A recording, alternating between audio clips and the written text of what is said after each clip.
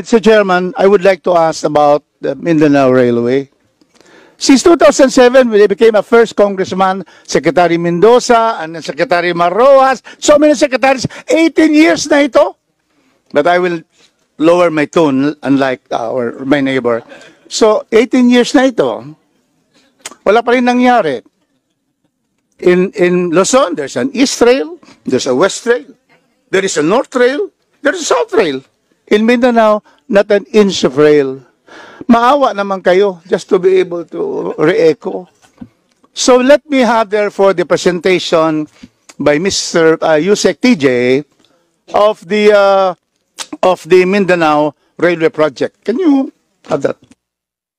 Happy that finally we have already the mention of the Mindanao Railway System. Thank you. Can you put it there? Yeah. Yeah. Yeah. Mindanao Railway, that is on the OTR OSECO. Yan. Ito.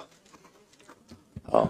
Mr. Chair, if I may, just for a clarification. Sir, we're referring to the proposal, budget proposal? Yeah. Oh, yeah. It's zero. Apo. It should be there. It should be LRT and then last is Mindanao Railway. See, thank you. There is a big mention of Mindanao Railway Project. Thank you.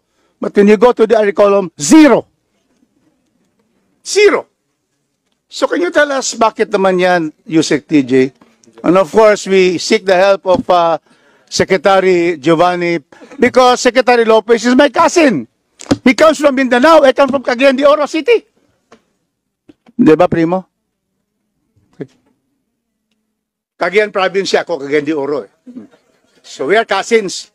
So please, primo, help our Yusek TJ. Mr. Chair, if I may, tama po.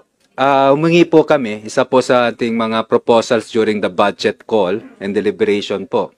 We asked for, exactly for the Mindanao Rail, pag labas po ng NEP. Again, I think with due respect po sa DBM natin, they're basing I think the approval of our NEP also on our budget utilization and again, the fiscal space, hindi po naisama sa ating NEP. Kaya nga po kanina sa ating opening statement, parati ko pong sinasabi na we recognize the authority and we always invoke the power of the Congress in enacting our appropriation bill through our department initiatives.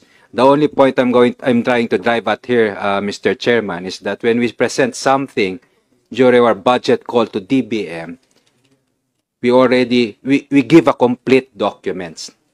Everything that the DBM needs, ibig sabihin, kaya namin panindigan ang mga proyektong yon.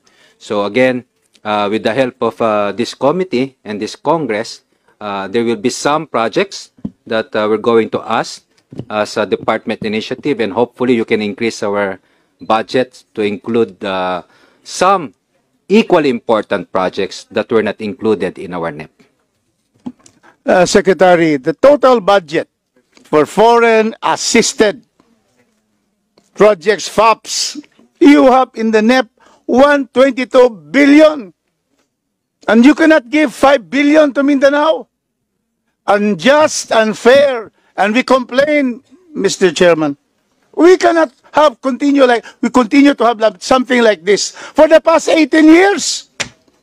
It's 18 years, 2007. And so, therefore, Mr. Chairman, I would like to ask Yusek TJ and Secretary Lopez today to be able to look where we can get from the 122. 122 ito eh. Pwede ba makat konti so that we can start the Mindanao Railway Project? I understand the first one.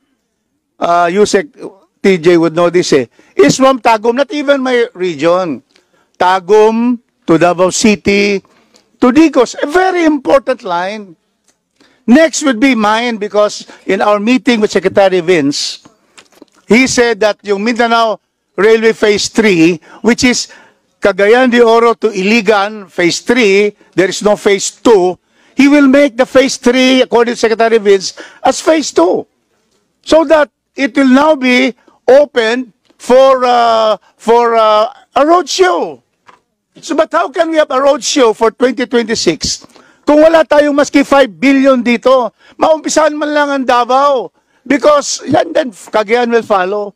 So can we get this 122 122 billion, zero for Mindanao. All of these are Luzon. If you can see here, subway, we don't object to that. Yeah, 66 billion, you see. And then another one is North-South commuter, 76 billion. Pwede ba kumuha dito ng 3 billion dito sa subway and 2 billion naman from North-South? Puro tayo dito, Luzon.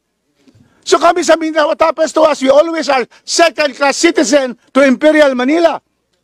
Our budget is stated.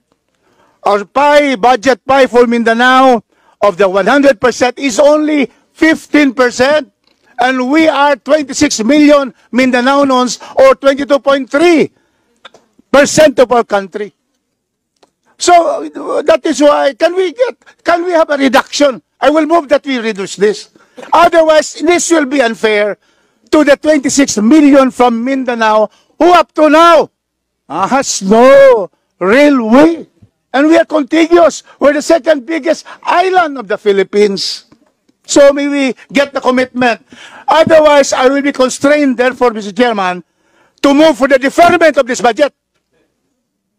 Yes, I have the right to move for deferment until they're able to solve Mindanao's issues, which is only 5 billion. It's here, Can you flash again? 5 billion of 5.4 only. Wala na naman. Nag-present kayo, zero. Tingnan mo, zero. Zero. Tingnan mo yan. So can we have the commitment? Otherwise, I will move to defer right now. Defer this and we meet again in another meeting. Wala. If you will not do this, wala mangyari sa Mindanao.